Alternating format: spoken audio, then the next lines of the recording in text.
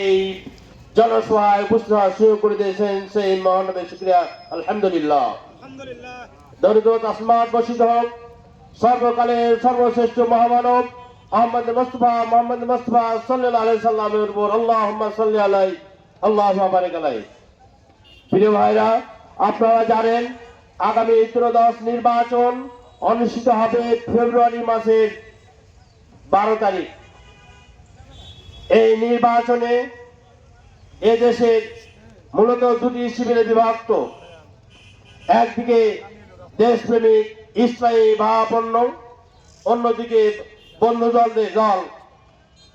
এই নির্বাচনে একটি ভেঙে পড়া রাষ্ট্রকে যদি আমরা কাঙ্ক্ষিত লক্ষ্যে নিয়ে যেতে চাই, তাহলে এদেশে যারা সৎ, দক্ষ এবং যারা পরীক্ষিত নেতৃত্ব, তাদের হাতে একমাত্র দেশটি নির্ভর, ঠিক কিনা ভাইরা?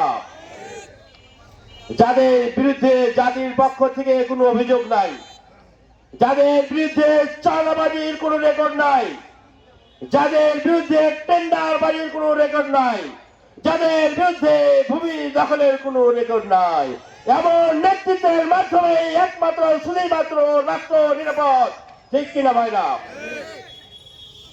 এমন একটি সৌভাগ্যবান 11 দলীয় জোটের প্রার্থী পেয়েছি আমরা অধ্যক্ষ মাহমুদ আলম ভাইকে, ঠিক কিনা ভাইরা? আমরা যদি সিদ্ধান্ত ভুল করি তাহলে আমাদের তকদিরের ব্যার আমাদেরকে পিছু ধরে টানবে, ঠিক কিনা? সুতরাং আগামী নির্বাচনে অধ্যক্ষ মাহমুদ আলম ভাইকে বিজয়ী করার মাধ্যমে এই দেশকে সন্ত্রাস মুক্ত, চাঁদাবাজ মুক্ত এবং উন্নত ইনসাফপূর্ণ একটি রাষ্ট্র আমরা ইনশাআল্লাহ উপহার দেব। এর জন্য আপনাদের কাজ নিজের ভোট, পরিবারের ভোট, আত্মীয় স্বজনের ভোট। যারা ভয়ে ঘুরছে অন্য ভাইদের সাথে কানে কানে বলবা ভাই তুমি ঘুরো, ভোটের সময় মেরে দিও, এটাতে বলতে পারবেন ইনশাআল্লাহ। এটা যদি করতে পারেন ইনশাআল্লাহ আমাদের প্রার্থী আগামী 12 তারিখে বিপুলভাবে জয়ী হয়ে আমরা এমপি হিসেবে জাতীয় নির্বাচনে পাঠাতে পারবো ইনশাআল্লাহ। এজন্য আপনাদেরকে এই নির্বাচনে যুগপৎ কাজ করার অনুরোধ আহ্বান জানিয়ে আমি আমার সংক্ষিপ্ত কথা শেষ করছি। আসসালামু আলাইকুম।